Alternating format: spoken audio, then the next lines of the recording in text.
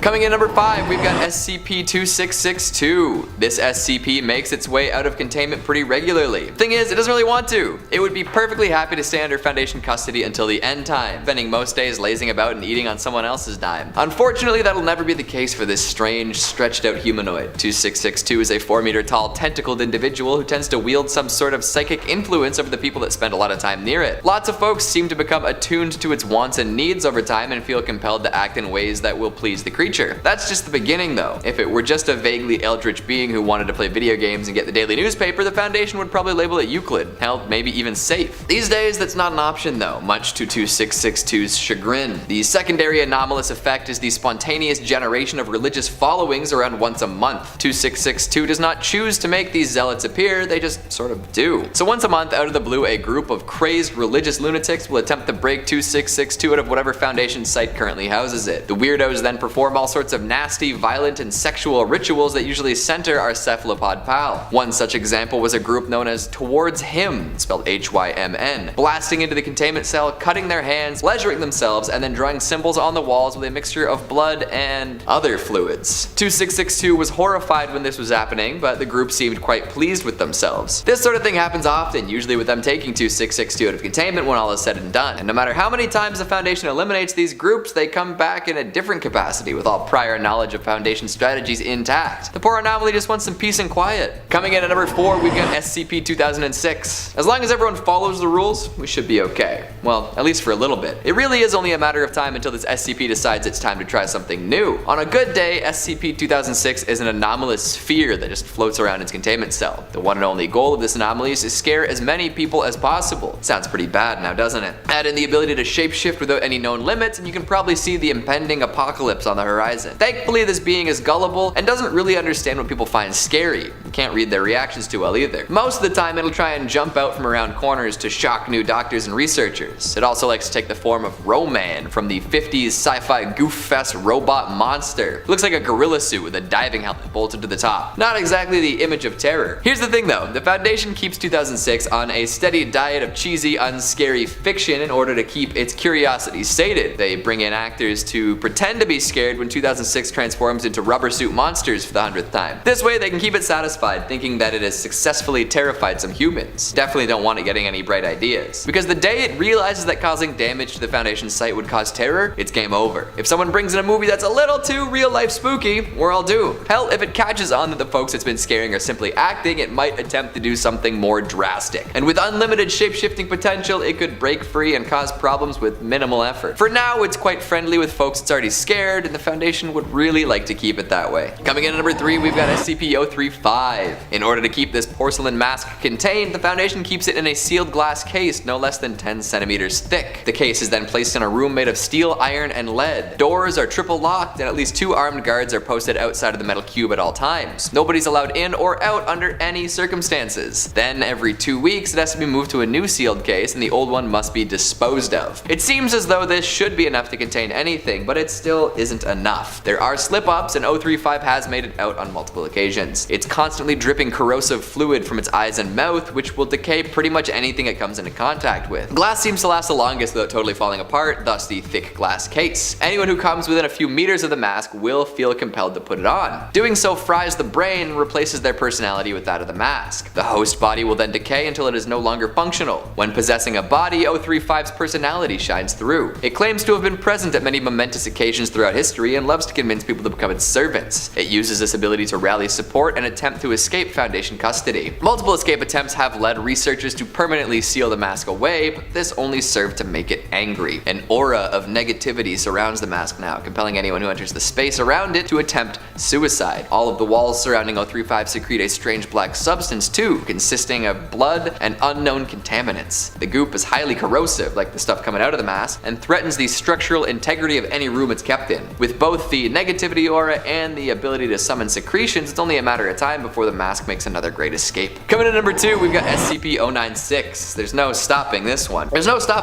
If someone sees an image of its face in any capacity, no matter how far away they are, 096 will track them down and kill them. The pale, lanky humanoid will cross oceans, plains, and mountains to unhinge its terrifying maw and tear folks to pieces. It's been clocked running at 35 kilometers per hour and has been known to accelerate to much faster speeds. In fact, the top recorded speed has has been redacted, so we probably don't want to know how fast it can actually go. The Foundation has attempted to contain it to prevent these violent activities from continuing, but to no avail. If it's compelled to find the person who witnessed its visage, it'll make its way to them no matter what, and in the process of doing so, more people are likely to see it and become targets. The only way to prevent this from happening is to terminate it, and that has also proven to be quite difficult. The thing has withstood anti-tank rounds, taken hundreds of 50 cal rounds to every part of its body, and kept trucking. You could tear all the flesh away from its bones and it would continue killing, so yeah, this thing is gonna escape, and it'll escape again. Thankfully, it seems to become docile after eliminating everyone who's seen it. This has provided the Foundation with ample opportunity to retrieve and safely place it back in containment where no one else can witness it. One of these days, though, there's gonna be a chain reaction of witnesses, and we're all done for. And finally, at number 1, we've got SCP-2845. So go ahead and read the containment procedures for this godly deer. Just go and see how complex and ridiculous it gets. There are morality plays performed featuring 6 masked figures. People are forced to drink half liters of olive oil before breaking boulders with hammers. Children are to be roasted and eaten, and more, all on a constant 63-hour and 54-minute cycle. A lot of ritualistic nonsense has been outsourced at this point, but it must be done by the numbers all the time with no mistakes or variations. Now that the ritual has been set, it must be performed exactly so for the rest of time. If this can be kept up, 2845 will remain contained. If not, the godlike creature will escape and transmute matter to its heart's content. This will be catastrophic for everyone involved. Really, there shouldn't be any way for the Foundation to contain this powerful entity. Any cage they could build would be immediately turned into metallic hydrogen and helium, and the beast would run free as if nothing had been there in the first place. But by divining this insane ritual and performing it forever, the deer remains in one place. One slip up though, and it all falls apart. Let's see how long they can keep it up. Ready to face any of these entities down in the street? Maybe bump into them as you pump gas, or maybe catch a quick glimpse in the background of an unboxing video? I'm sure that would spell doom for you, but wouldn't it be interesting? Coming in at 5, SCP-1000. SCP-1000 is a nocturnal omnivorous ape ranging in size from 5 to 10 feet in height and weighs between 200 to 600 pounds. They typically have grey, brown, black, red, or occasionally white fur. They possess large eyes with good vision, a pronounced brow ridge, and a sagittal crest on the forehead similar to that of the gorilla. Their intelligence is said to be on par with the common chimpanzee. SCP-1000 has evolved alongside humans, existing contemporaneously with proto-humans and humans in large numbers until 10,000 to 15,000 years ago, when an extinction event eliminated all but 1 to 5% of their population. This event was triggered by SCP-1000 contracting an anomalous pseudo-disease classified as SCP-1000-F1. This disease is passed on at the genetic level and affects every present-day instance of SCP-1000. The majority of SCP-1000 instances are born immune to the effect. Those who are not born immune quickly die. Now, the effect of 1000-F1 is as follows. Any humanoid that directly or indirectly observes any instance of SCP-1000 has a minimum of 2% chance of being instantly killed through anomalous means via permanent cessation of brain function. Because of SCP-1000's close relation to humanity, it is considered likely that SCP-1000-F1 could eventually transfer to human carriers. All media reports related to 1000 are to be examined for potential verifiability. All organizations and individuals investigating SCP-1000's existence are to be kept under surveillance by Mobile Task Force Zeta-1000 and discredited or administered amnestics. Coming in at 4, SCP-3310. SCP-3310 is a 9-meter tall tree stump floating in Crater Lake. It is anomalously able to float upright with approximately 1.2 meters of the top remaining above the water at any given time. If removed from the water and returned, SCP-3310 will return to its position. 3310 floats around Crater Lake as a result of non-anomalous weather patterns. The restriction of this movement causes 2 distinct and possibly linked anomalous phenomena. The first phenomena is the manifestation of anomalous weather patterns around Crater Lake. The nature and intensity of these weather patterns have varied between different activation events, but generally appear to target or especially impede our second instance. The second phenomena is the manifestation of several unknown entities in the area surrounding Crater Lake. The exact nature of these instances has varied with each activation event of SCP-3310, but have generally been described as dark grey translucent forms. As a result of the inability to remove 3310 from Crater Lake, containment must be focused on the prevention of activation events caused by the impediment of SCP-3310's movement. 3310 is to never be removed from the lake, and if its movement ever becomes restricted restricted, it is to be released or returned to Crater Lake immediately. Coming in at 3, SCP-2000. 2000 is a subterranean Foundation installation originally constructed for the purpose of reconstructing civilization in the event that a K-class end-of-the-world scenario could not be averted in time to prevent humanity's extinction. Since its inception, 2000 has been activated at least twice. Foundation records regarding SCP-2000's construction and history prior to this assumed first use have been lost. Now, whether this information blackout is the result of accident or design is impossible to determine. Utilizing an underground Romanian transit pipe to collect raw material from various hot springs and underground magma flows in the area, and a computer memory bank housing data on all known human alias, this system is capable of recreating any lost human genome or generating as many new and unique genomes as necessary to repopulate human civilization. Humans produced by this process can be advanced to any age desired without extending the 5-day incubation period. The entrance to SCP-2000 is disguised as a disused park ranger station in Yellowstone National Park. Despite several civilian trespassing attempts, the entrance has yet to be breached in the installation's recorded history, and no further physical containment has been deemed necessary. Coming in at 2, SCP-1440. 1440 is a man of unknown ethnicity and age. When questioned about its name, place, or time of birth, 1440 will refuse to answer, although it is unclear if this is due to the subject being unwilling to share this information or not possessing it. Though the subject's appearance is that of an old man, it has not shown any signs of aging in the 50 years since first coming to the attention of the Foundation. SCP-1440's anomalous nature becomes apparent once it comes into contact with human population or man-made objects and remains in contact with them for longer than a few days. 1440 has an acute adverse effect on everything connected to humanity. Now, prolonged exposure of any man-made object or person to it will cause increasingly destructive events to occur in SCP-1440's vicinity, until the destruction or death of said human element. The only exceptions to this are SCP-1440 itself and its belongings, including clothes, a sack, a pack of playing cards,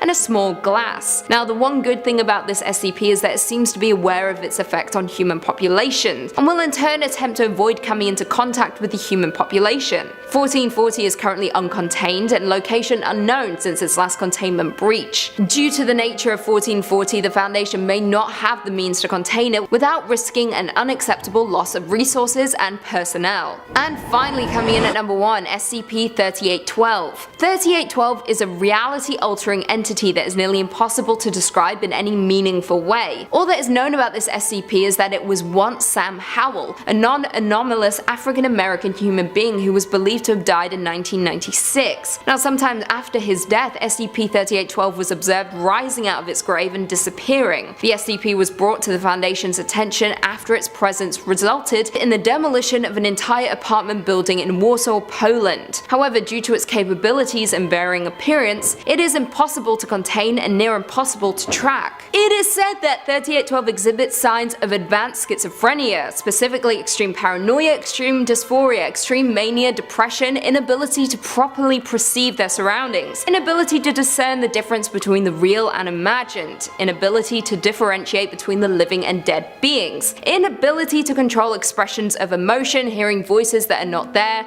seeing things that are not there, feeling or otherwise experiencing stimuli that do not exist. Over time, SCP-3812 has become significantly less humanoid in appearance, and is now only vaguely humanoid and occasionally manifests in a variety of shapes and appearances. Additionally, 3812 produces a latent anomalous effect on local reality, specifically in the form of temporal and spatial distortion surrounding the entity. These distortions are occasionally accompanied by random violent outbursts that may dramatically shift or damage local space and time. 3812 is to be constantly monitored by Mobile Task Force Ganymede 66 Starlight Knights, who are to maintain a 5-kilometer quarantined area of exclusion around the SCP. Coming in at number 5, we've got SCP-352, the Old Crone, the Witch, the revenge-fueled Russian, Baba Yaga. We've all heard some variation of this story at some point, whether it was done up in a movie, for a TV show, or even as a monster in a creepypasta. Well, Baba Yaga exists in the SCP universe too, and she is quite the handful. She appears to be an old, emaciated woman, but that's just how she looks. This SCP is much faster and stronger than her appearance belies, able to lift things as heavy as 200 kilograms with little effort and moving as fast as 70 kilometers per hour. She can even recover from wounds that would be fatal to other humans, even stuff like disembowelment.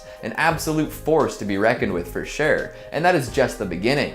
She can grow strange, clear hairs from different points on her body at a pretty fast rate, and these have been reported as creeping and crawling across surfaces. They're covered in a strange enzyme that 352 produces, which on contact with human tissue causes a horrific reaction. Those affected by this enzyme will stop logically thinking altogether and cease to feel any pain. They enter a state of euphoria, during which Baba Yaga begins to eat them limb by limb over the course of many days. So even though they're being eaten, they don't really know what's going on. This SCP was originally discovered in a Russian forest after many people reported mysterious disappearances in the area. And if we look to Russian folklore, we find a lot of the same characteristics attributed to the legendary character. Baba Yaga has appeared in hundreds of folktales with a variety of hallmarks that seem to be closely associated with her. There's the hut with chicken legs, a mortar and pestle, and the mop/broom that appear quite often. She's also regarded as being especially ferocious looking and tends to be extremely repulsive to those who behold her. After all those years terrorizing Slavic folks who dared to enter magical forests, she's finally been contained by the SCP Foundation, although they tend to have a lot of trouble keeping her contained. As of right now, the Foundation is attempting to find a type of food that will keep her satisfied and docile, but human flesh is the only thing that seems to elicit said behavior. Good thing there's a lot of D-class, right? Coming in at number 4, we've got SCP-1826.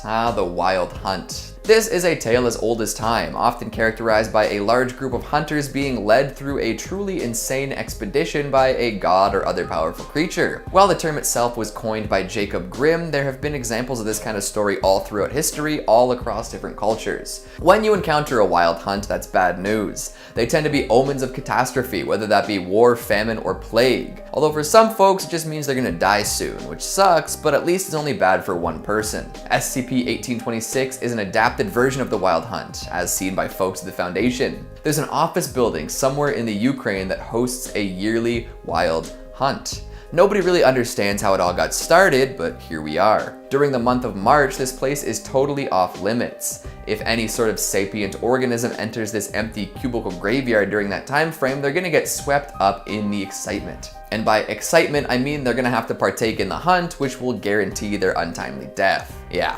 Also, there has to be a black canine in the building for this to work, but that happens surprisingly often for whatever reason. So when the Wild Hunt begins, the entity that causes it will manifest in its host body in front of whatever person has entered the building. They will announce their intent to engage them and hand them a weapon. The hunt begins and they attempt to avoid whoever is there for as long as possible. And when a fatality occurs, the corpse gets absorbed into the walls. What a fun pastime for glory, I suppose. At that point, the foliage will begin to rapidly grow in the area. Folks have claimed to see dozens of winged humanoids manifesting in the area, which may be instances of folks who didn't survive the hunt, or possibly just some entities who were historically connected to the leader of the hunt. Hard to say for sure, but pretty interesting. These days, the SCP is neutralized. See, when these winged entities made their way out into the open on one occasion, an MTF opened fire on them and collected the 22 corpses that resulted. So for now, the Wild Hunt has been called off, and since then, nobody's entered the building during March. Probably for the best in the end. Coming in at number 3, we've got SCP-1448. Urban legends are mythology too. Modern mythology, stuff that highlights the values and fears of the populace today. Usually we associate mythology with ancient tales from long-lost societies, but we're living in a culture that will one day be considered ancient. Better write all these down, eh? This SCP is specifically associated with the creation of urban legend. It's an incorporeal entity that is really hard to see, can shapeshift rapidly, and tends to migrate often. Wherever it ends up, it seems to pick a generally spooky or otherwise disconcerting location or object and begins to inhabit that space. Some common examples are churches, old tree stumps, small bodies of water, and abandoned amusement parks. Once it settles on a location, the tendency for stories about said location to be told will increase. Usually there will have been a death in the area too, which helps the whole myth-making process. Rumors pertaining to the newly formed urban legend in the area will spread quickly as more people learn about whatever spooky things supposedly happen there. Eventually, rituals will be imagined by the local populace at large, which are supposed to cause unlikely things to happen. But none of the stuff is actually real. It's all just a side effect of the entity that is SCP-1448 being in the area. But everyone who encounters it will believe it. And that's how a whole lot of urban legends were started apparently. Coming in at number 2, we've got SCP-1179. Currently, this SCP is missing in action. Nobody's seen it since the 60s, but I'm sure someday it will appear again. We might not like it when it does, though. The way it's been described is as a giant, vaguely human figure carved from volcanic rock, but it's not a statue. In fact, some folks say that it is the Norse El Jotun Suitor. You know, the giant guarding the gate of the fire realm, the one that's 30 meters tall, has a beard and horns. Yeah, that one. The thing is, these mythological creatures are well known for their ability to shapeshift as well, which is part of why nobody really knows where it is these days. It can change form, become invisible, and even fly, and any photographic evidence of the monster has been rendered inconclusive, whether thanks to technological malfunction, operator error, or destruction of gear. Although some folks have reported 1179 having hellfire for eyes and stinking of sulfur, so there's that. If I've learned anything from horror movies and reading SCP entries, it's that if a mythological creature doesn't want to be found, you should probably not go looking for it. Even if you do end up locating your target, you're not gonna be too happy with what happens next. Finally, at number 1, we've got SCP-3844. It's a dragon, and a pretty chill one, too. At the beginning of the 20th century, a group of explorers came across the dwelling of a giant, flying, fire-breathing reptile. Like many dragons in many different stories, this one can actually communicate with humans. And originally, it was very friendly, too. It treated the humans who would visit as friends and even shared drinks and treasure with them. But over time, the Foundation had to amp up their containment procedures to ensure that this anomaly remained hidden. Which at first was okay with the dragon, but not flying was a tough deal. Over time, the dragon grew smaller and felt as though the wonders of the world were being slowly sapped away. As the Foundation supplied it with more reading material and more explanations as to how the world around it functioned, it became less content, especially as it could not experience the world itself in order to keep it hidden away. In the end, the dragon decided that it could not wait around any longer as the world's whimsy disappeared before its very eyes, so it attempted to fly away, resulting in Foundation forces shooting it down. Very tragic. However, a new document has been added to the many files that make up 3844's entry. Apparently there might be more dragons in the mountains, less willing to interact in good faith with the Foundation, but at least there are still some around. Myths are just stories that stuck around longer than most, right? Their timelessness is well deserved, and I'm sure that with more time we'll see many more classics crop up. Coming in at number 5, we've got SCP-2678. This one is known as the Vor Hole.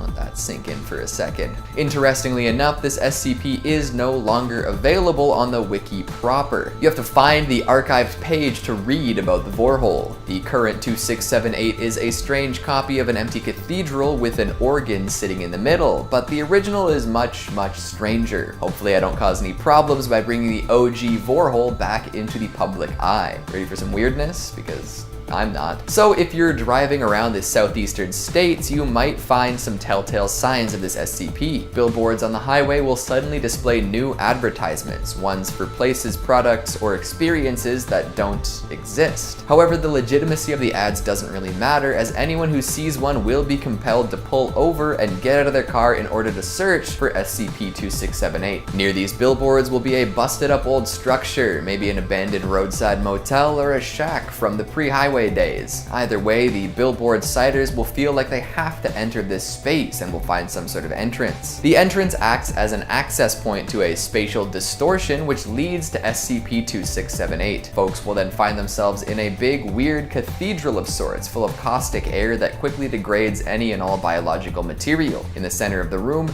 there is a pit, and at the bottom of this pit, there is some sort of entity. People are drawn towards this hole, throw themselves in, and then are swallowed whole by the creature in there. Yikes. To make matters even weirder, folks affected by this tend to express odd increases in body temperature and libido. So they get all riled up and then they get swallowed whole by a monster. I guess that's what some people are into, but to be forced off the highway and lured into something's belly doesn't exactly sound like a rational choice. There's a quasi-religious and pretty cult-like organization that supports this anomaly, and they believe that if enough people are consumed by the thing in the hole, their goals will be completed. So extra creepy, extra weird. For now, just avoid tourist traps altogether. It's never worth it anyways. This way you avoid spending any money on cheap trinkets, and you also don't get drawn into a weird cult consumption craze. Coming in at number 4, we've got SCP-919. Mirror images and doppelgangers are a staple of mythology across the world. There's nothing creepier than coming across someone who is exactly like you, but separate from you. It's unsettling, uncanny,